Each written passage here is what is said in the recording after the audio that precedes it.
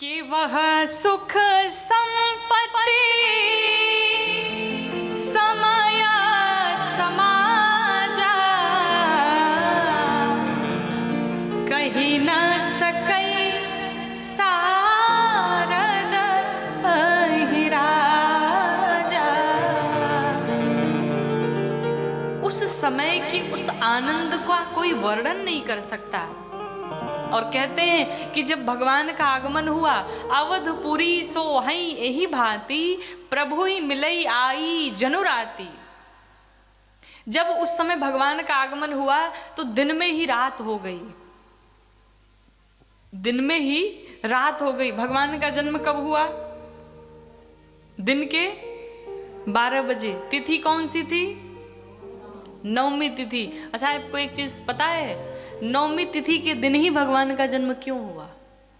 अष्टमी को भी हो सकता था, सप्तमी को भी हो सकता था, नवमी को ही क्यों हुआ? क्वेश्चन है ना। अब चलिए एक क्वेश्चन का उत्तर आप दीजिए। एक अंक में अगर आपसे हम पूछे सबसे बड़ी विषम संख्या कौन सी होती है? 9। वाह, क्या बात है, 9 होता है। चलिए थोड़ा सा जोड़ घटाना गुणा भाग कर लिया जाए, टेबल पढ़ना शुरू किया जाए। हम लोग पढ़ेंगे ना। 9 में 1 का मल्टीप्लाई करेंगे कितना आएगा? 9 में 2 का करेंगे कितना आएगा? 18। 8 में 1 जोड़िए कितना आएगा? 9। 9 में 3 का मल्टीप्लाई करिए कितना आएगा? 27। 7 + 2 9। 9 में 4 का करिए 36। 6 3 9। 9 में 5 का करिए 45। 5 और +4 9। 9 में 6 का करिए, हाँ 54। 9 में 6 का 54। 5 + 4 कितना हुआ? 9 में 7 का करिए 63। 6 + 3 9 में 8 का करिए 72। 7 + 2 9 में 9 का करिए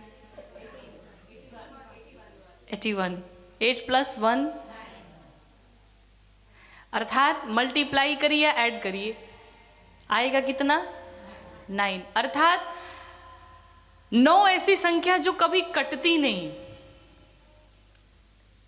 इसीलिए भगवान नवमी तिथि के दिन आए। क्यों?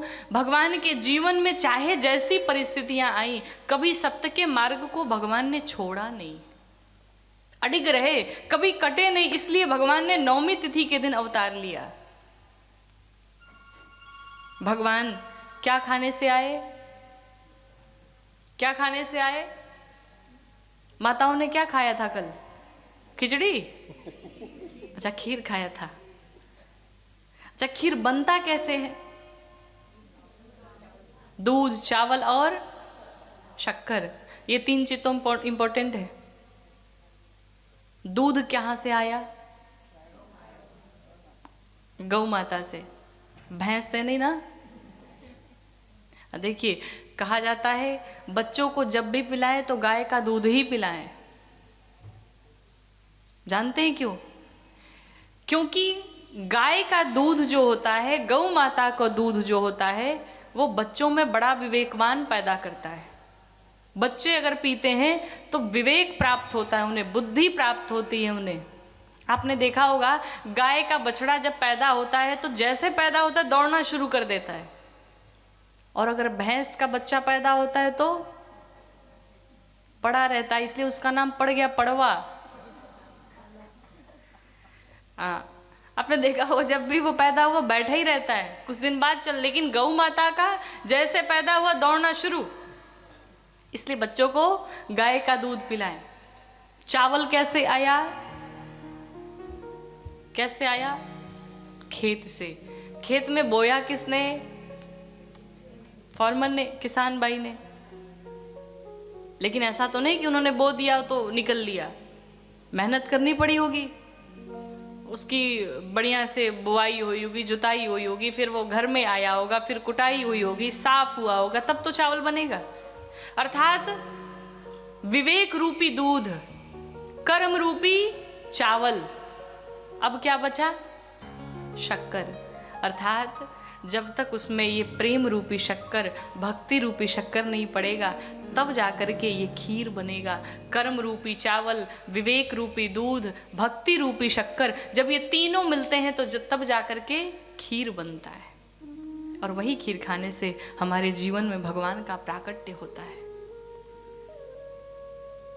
तो भगवान का जब प्राकट्य हुआ तो ऐसा प्रतीत होता है कि भगवान से दिन में ही मिलने रात्रि देवी चली आई, दिन में ही रात हो गई। अब आपको बताऊं, जब भगवान का अवतार हुआ तो कहीं चंद्रदेव शांत बैठे हैं दुखित होकर के, कहीं रात्रि देवी शांत होकर के बैठी हैं। चंद्र भगवान को बुलाया भगवान ने, कहा क्या बात है, आप बड़े परेशान हैं, कोई दिक्कत है? चंद्रदेव ने कहा प्रभु क्या बताएं, आपसे हमें बड़ी शिकायत है। अच्छा क्या शिकायत है? तो चंद्रदेव ने कहा प्रभु हमने सोचा था कि अरे सुबह आ जाते, सुबह के 5 बजे तो तब हम भी रहते, अगर संध्या में ही रात के 7-8 बजे आ जाते तो भी हम रहते, लेकिन आप बिल्कुल आए तो ठीक दिन के 12 बजे आए। ये ठीक नहीं किया आपने, ये तो बेईमानी हुई। अब सब भाई जब सूर्य देव हैं तब आप आए। भगवान ने कहा चिंता न करो, मैं तुम्हें वचन देता हूं कि मैं भले दिन के 12 बजे आया जब सूर्य नारायण थे, लेकिन आज के बाद मेरा नाम आपके नाम के साथ जुड़ेगा, और जब तक मेरा नाम रहेगा तब तब आपका भी नाम रहेगा। जब जब लोग मेरा नाम लेंगे तब तब लोग आपका भी नाम लेंगे। अर्थात हम लोग क्या कहते हैं? रामचंद्र। बोले रामचंद्र भगवान की। जब भगवान ने चंद्रदेव को ये आशीष दे दिया, आशीर्वाद दे दिया, जाइए मेरे नाम के साथ आपका नाम जुड़ गया, और तभी से भगवान का नाम हो गया रामचंद्र भगवान। अब चंद्रदेव तो आनंदित होकर के चल पड़े, कहा बहुत आनंद आया, भगवान ने मेरी पुकार सुन ली। भक्त अगर जा कर के अपने माता पिता से, अपने भगवान से अगर कुछ भी कह दे, अगर वो मेरे हित में है तो भगवान अवश्य पूर्ण करते हैं। चंद्रदेव बड़े प्रसन्न हुए। अब रात्रि देवी ने सोचा भगवान ने हमें तो कुछ दिया ही नहीं। रात्रि देवी आई तो भगवान से कहती प्रभु हम बड़े दुखित हैं। क्यों दुखित हैं? कहा एक तरफ तो हम बड़े प्रसन्न हैं, खुशी के आंसू निकले जा रहे हैं कि आज आपके दर्शन हो रहे हैं, लेकिन दुखित इसलिए है नाथ कि आपका प्राकट्य दिन में हुआ है। प्रभु कभी ऐसा नहीं हुआ कि जब हम रहे तब आप आए। भगवान ने कहा चिंता न करिए, मैं आपको भी आशीर्वाद देता हूँ कि इस बार तो मैं दिन के 12 बजे आया, लेकिन जब अगली बार आऊँगा तो रात के 12 बजे आऊँगा। और जब भगवान कृष्ण का अवतार हुआ यदुवंश में, तो भगवान कृष्ण का अवतार ठीक रात्रि के 12 बजे हुआ। भगवान ने सबको आशीष दिया, सबको आशीर्वाद दिया, सबका कल्याण किया। इधर बधाइयाँ बज रही थी, सब 50,000 गाने वाले आते तो 50,000 जाते, ये लगा हुआ है पूरा गवैयों का रेला। अब भगवान सूर्य नारायण ने देखा हमारे वंश में भगवान का अवतार हुआ है और हमारे रहते हुए अंधेरा है। भगवान ने बादलों को हटाया और जैसे ही देखा तो नीचे उत्सव चल रहा था। सूर्य नारायण दर्शन करने लगे उस उत्सव का। मन में विचार किया 5 मिनट रुक करके चला जाऊंगा, लेकिन अक्सर ऐसा होता है जब हम बहुत अति प्रसन्न होते हैं तो हमें टाइम का पता नहीं चलता। घर में अगर कोई फंक्शन पड़ जाए तो कब दिन बीत जाए पता नहीं चलता, और अगर व्यक्ति बहुत दुखित हो तो क्षण क्षण बिताना बड़ा मुश्किल हो जाता। सूर्य नारायण ने सोचा मैं 5 मिनट रुक करके चला जाऊंगा, और भगवान कितना दिन रुके? वो 5 मिनट 1 महीने में बदल गया।